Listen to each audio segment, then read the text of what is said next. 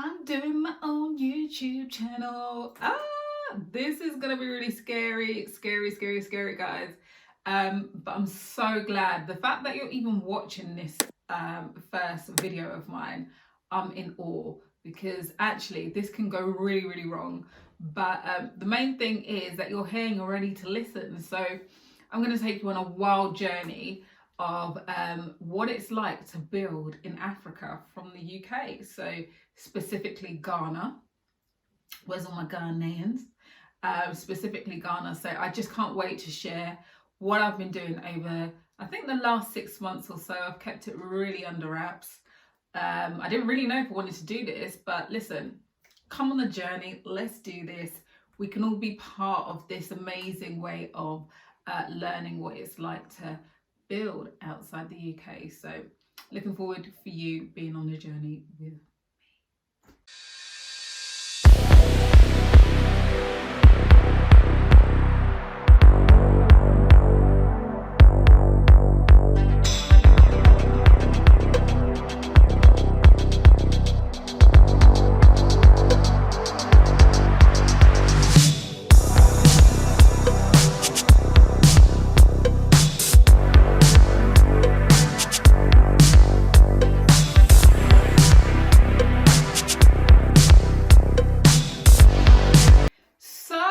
You decided to come back and listen to more. So this is going to be a really sort of a short video. This is my first one, so I'm not going to go into too much detail.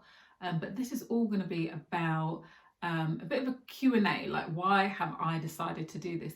Why the hell is Annette on YouTube? I hear you all say.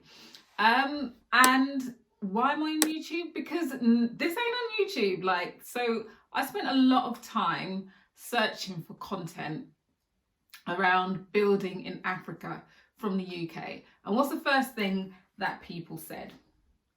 They said, first of all, why are you building from the UK to Ghana? You have to be there. You've got to be in Ghana. If you're building in Ghana, you've got to be there. Literally, you've got to be on the ground 24/7. And the reality is, I don't got time. I work in the UK and I don't have time to do that. So this is all about my journey through it. Can it work? Will it be a disaster? We pray to God that it's not because there's a lot of money involved. Or will it be like really successful? Is there something that actually we can all learn from together? So this is why I wanted to make this channel, really, is whether you're interested, whether you're not interested, whether you've seen clips online about people doing similar, really wanted to, I don't know, understand whether it works or not. You can live everything through me. And that is what I'm here for. And obviously I'm also here for those who are watching this video to give me some tips, because I don't know everything. And I'm really counting on people to be really open and honest with me. But we're going to give it a go, and we're going to give it a go together. So let's start from the beginning. Why did I decide to start a journey of building in Africa? So I think that is the first question. Question one, why am I doing this? Like, am I cray? Am I crazy? Is this literally going to take all of my life savings and I'm going to regret it in like 2-3 years time? And really, like, the answer to that is I hope not. I hope not. And I really hope that this experience provides a lot for a lot of the diaspora who are looking to do the same. So I went to Ghana in December 2021 to rave, don't we all?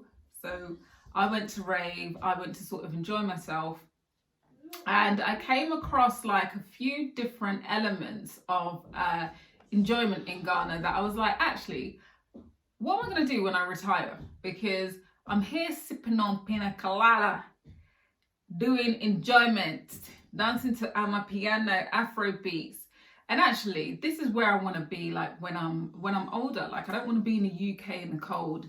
And y'all in the UK, you know about the cold. It's serious. So I didn't want to be in the UK. And I think me and my husband, we sort of have said to ourselves here, this is definitely not where we're going to retire. So based on that, when I was in Ghana, I went with a friend, and they were doing like these little tours. So I'm going to give you some of the information about the tour group in the description box and on the screen also, because they were really good in terms of taking me on a tour to go and see different lands in Accra. So we went to go and see different lands in Accra, different plots of lands. I was really getting to understand what it means to buy land in Ghana. And we're going to go into more details in different videos. So I'm going to do specific videos about how do you buy land? Like, I know this is a crazy question, like how do you buy land? But it's a deep question, like how do you buy land? And also, you know, are you a freeholder of the land if you're if you are not a citizen of the country? Like, can you even buy land? Like, what if you're from Kazakhstan, for example, and you want to buy land in Ghana? Is it possible? So I'll make another video on that because that's a whole different ball game. Yeah, so I decided I saw a lot in Ghana, and I love Ghana. I'm Ghanaian. I should have said that at the onset. I'm Ghanaian, so it makes sense. And to be fair, I want to make this like super clear to everyone. Even if you're not Ghanaian, you can buy and build in Ghana. That's the beauty of Ghana. It's just a country which has everything. And so I just love the country. I love the country. I love the fact that it allows people to be agile in their approach. No one ain't looking at you any kind of way. So that's what I love. So yeah, I'm going to link their information in the description. Feel free to get in contact with them. And there's a wonderful lady that really helped me through the whole process, actually, that I met on these tours in Ghana. And her name was Ajua. And I'm going to get her on one of these YouTube sessions one time. And, you know, let's see if she can even give us some more nuggets. We call her the plug of Accra. That's because this lady knows everything what there is to sort of know about Accra and land, and actually building and buying from the UK. So again, information I'll link in the description box below about her. But Adjoa essentially took me through the whole process, and she said, right, listen, you can go on the tours. So we went on the tours, and I think I saw 5 different plots of land. Some of them were really, really remote. And I mean, like, I had to put on some serious Wellington boots to get through to actually go and see the plots of land. And it was very off-road. And what I didn't want is something that like was super off-road. Even if there was potential of that area being developed, I didn't want to go majorly too out there. So I wanted to stay within Greater Accra. So I remember the last plot that we went to see was in Adenta. And so we went to Adenta, and I'm not being funny, it was like, I think it was like 35 degrees, something like that. And I was really hot, flustered and tired at that time. I didn't really know if, you know, the last piece of land was going to make it, basically. I sort of given up in a sense. And then there she was. Ding, ding, ding, ding, ding, ding. She was there. You know when you know something is right. Like, no one ain't got to tell you nothing. I was like, oh yeah, oh God, take my money now, because I knew that land was for me. And that's really where it started. It started from, let me just go and look at the land, to, nah, it's mine. And then that's how the journey started. So we are where we are now, and I'm back in the UK. And at the moment, as it stands, and time is going to tell how everything starts progressing, but we're at the architectural phase. So again, other videos will go into detail about the architectural phase, who I use, etc. And then we'll really go from there. So the next question I'm going to answer for you is around, and I just mentioned it, around time frame. So we are going to think of starting as soon as possible. So we are in June at the moment, so we're in mid-June, and I'm looking to start sort of 1st of August. So if all goes well, again, architectural plans are probably the most important thing when it comes to building. As long as those architectural plans are solid, and from the architectural plans, I'll know how much it's going to cost. And maybe it may be an issue because I might see the architectural plans and the cost and then say, I can't afford this. So this might be the end of YouTube in like a month or two. But you know, God willing, it's not. It's just the start. So I might have to cut my coat accordingly because prices have gone up on a number of things. And on top of it, there might, you know, I'm currently registering the land at the Land Commission, and that takes a bit of time, but it doesn't stop me from actually moving on and building. So this is more of a bit introduction about myself and why I'm doing this, but then I haven't actually told you who I am. So for those who do not know me and haven't sort of come to this channel because of you know, a review or someone said, oh, Annette's doing a channel, let me tell you a little bit about myself. So my name is Annette. I'm 36 years old. I'm still young. Like, I know some of you youngsters will be like, oh my God, this girl's ancient. I'm still young. I'm still like y'all. I'm 36 years old, currently residing in Bedfordshire in the UK in England. But currently thinking about, you know, what do I do? Do I stay in England or do I go elsewhere? So hence why I'm starting this journey. And but I work in London, so I commute into London like once or twice a week. I know a lot of people are thinking like, what's your occupation? I'm a go-getter. Like, if you put my face in a dictionary, Annette go-getter surname, that's me. I'm a go-getter. I do a bit of everything. So I run a business with my husband. We run a mobile catering business, which I help him out with, which is doing really well. So check us out. We're called the Jerk Hub, actually. So check us out. And sort of my 9 to 5. So I'm one of these people. You ain't gonna see me being no Instagrammer, no YouTuber. That's not my intention. I actually got a job that pays good. So my 9 to 5 is I work in human resources for technology. So I've worked for various digital technology firms, financial technology firms. I sort of build out their HR infrastructure departments. I look at their sort of end-to-end talent across the world globally. So I work and I'm, you know, travel now and again to like Singapore, Australia, anywhere where there's people in technology. So that is my sort of day job, and I love it. Like, it's stressful, but I love it. And it's given me the opportunity to do some of the things that I'm doing now, sort of on the side. So being able to build, being able to really utilize some of what I've learned in different areas of my career. And yeah, and I've got kids. I've got a couple of kids. I've got 2 boys, 13 and 8. Love them to bits. They're really good boys, actually. I cannot complain. And yeah, I'm married and doing well. And yeah, so this is a journey for not just myself, it's a journey for my family also. And I think, you know, children in the UK at this age, they don't really understand, you know, why would you want to go in and live in Africa, like when you actually live in the UK? Let them come and enjoy in December and they'll understand. So my kids are very much so, you know, they don't mind going on holiday, but they don't get it.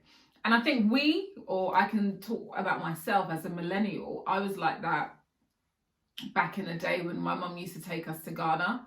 I used to be a little bit like, why on earth why are we not going to Mexico, sis? Why are we not going to the Maldives?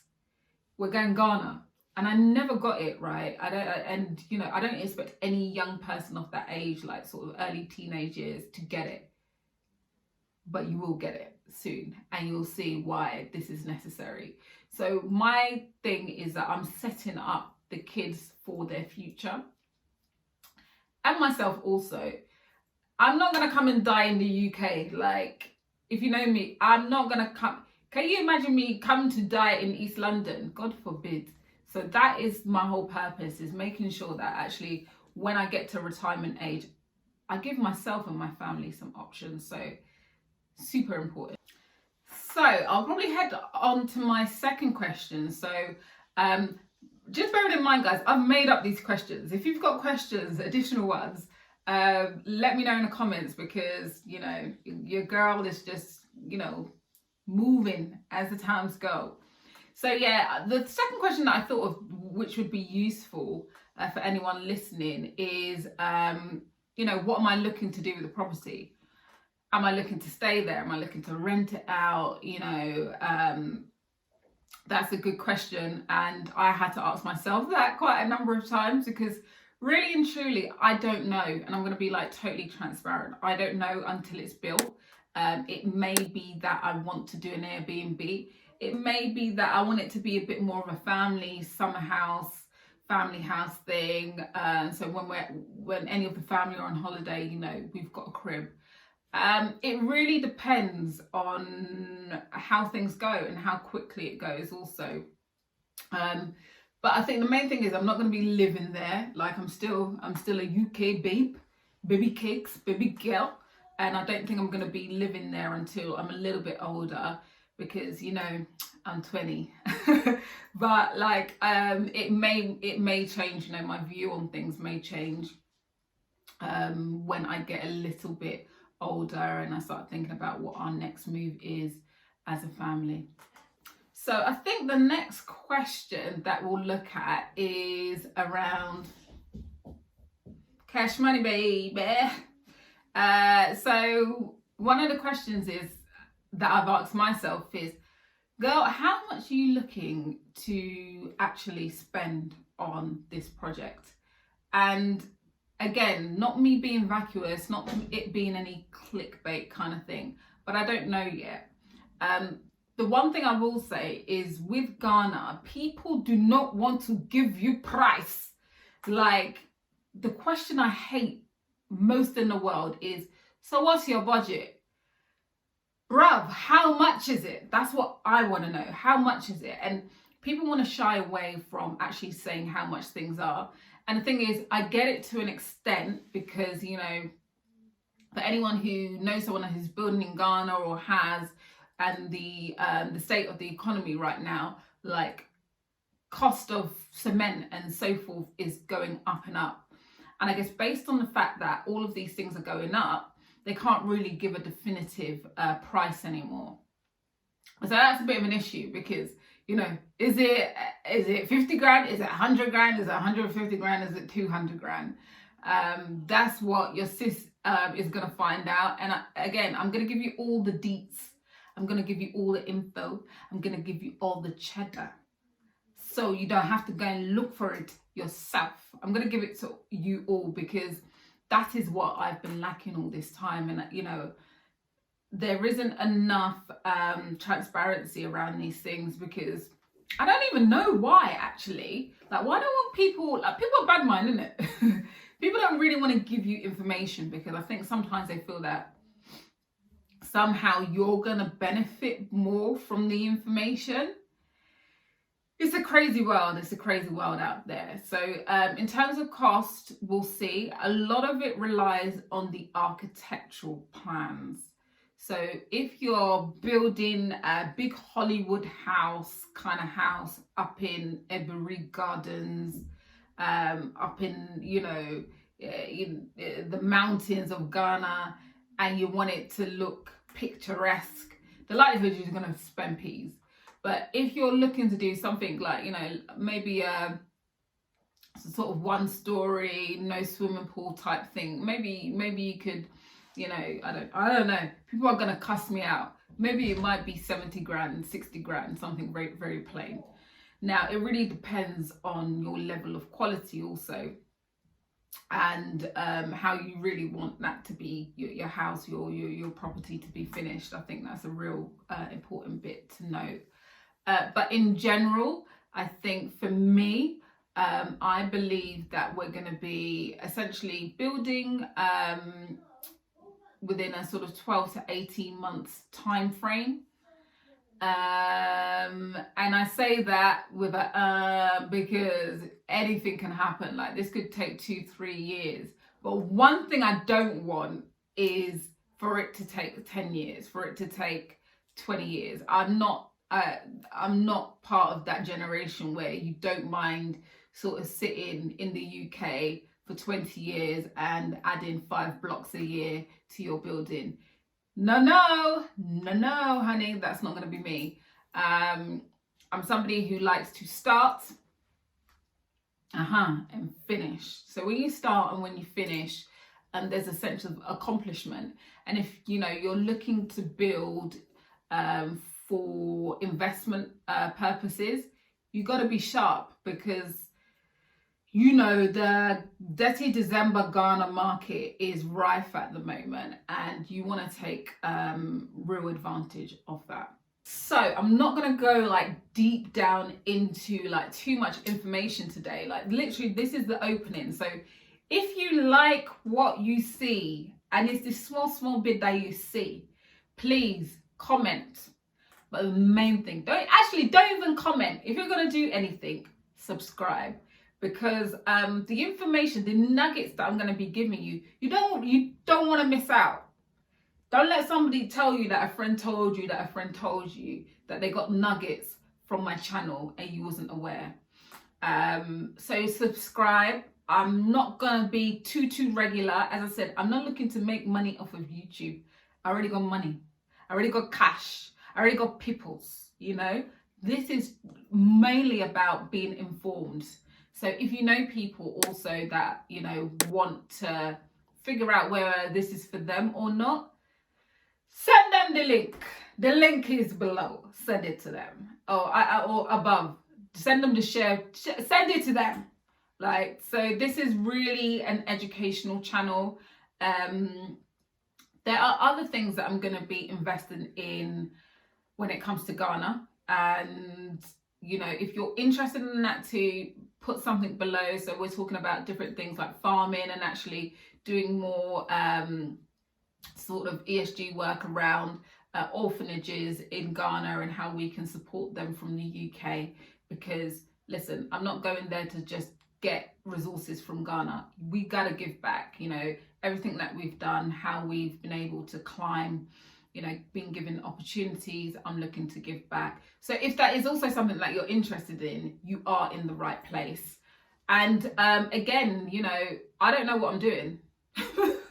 I actually don't know what I'm doing. So if you know anyone that is building also from Ghana or is actually in Ghana, any good builders, architects, any tips, please give it to me. I will be very grateful. And it will allow me to also interact with you guys online, because, I don't care whether it's 5 people, 10 people, 15 people, 500 people that watch this video. Somebody's going to get something out of it. So make sure you come back. Make sure.